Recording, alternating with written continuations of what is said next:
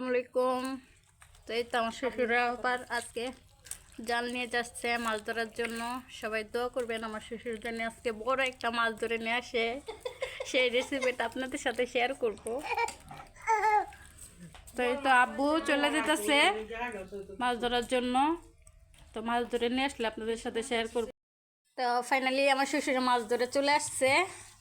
আর এই যে এই দুষ্টু মেয়েটা দেখেন প্রতিদিনের মতো আজকেও এইরকম প্রত্যেকটা দিন যখন মাছ নিয়ে আসবে তখন এইরকম মানে ওর জন্য আমি মাছগুলো করতে পারবো না। তো দেখা যাক কি মাছ নিয়ে আসছে, কি পাইছে।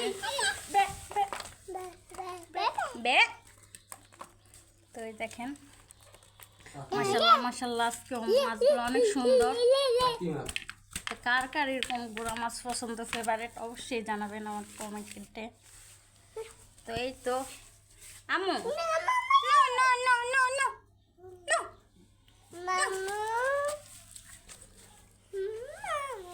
মাম্মি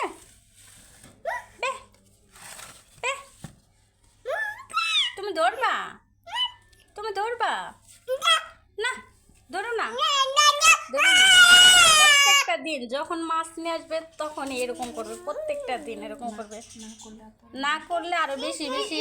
এই যে দেখেন না করে সত্য মানে ধরছে এখন, মানে ভয় লাগে আবার ধরে। এই মাত্র গোসল করে আসছে, দেখেন কি অবস্থা।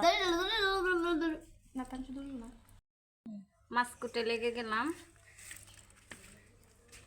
আমি বিশেষ করে গুঁড়া মাছ কাটতেই পারি না, মানে আমার শাশুড়ি অনেক সুন্দরভাবে কাটে। আমার মধ্যে দেখেন কিভাবে কাটতেছে, আমি এইভাবে 2 হাত দিয়ে নিতে হয়।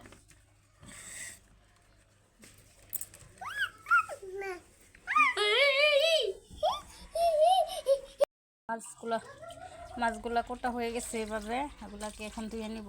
তা আম্মু ওইগুলো পুঁটি মাছগুলো আলাদা করে রেখেছিল, সেগুলো আলাদাভাবে এইভাবে ডলে নিতেছে ধোয়ার জন্য। তো ভিডিওটা এই পর্যন্তই।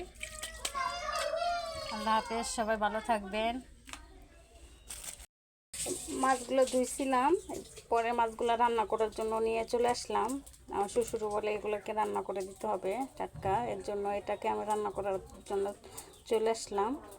তো এগুলোকে আমি হলুদ মরিচ মাখিয়ে ভেজে রান্না করে নিব। তো দেখা যাক, মাছগুলো ভেজে নিলাম, এটা রান্না করার জন্য চলে যাবো।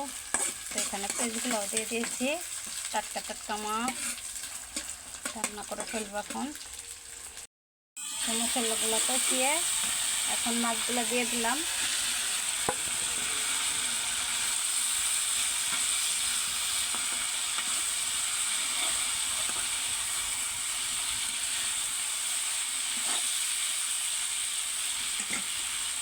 রান্না ফেললাম, এখন আমরা গরম গরম ভাতের সাথে খেয়ে ফেলবো।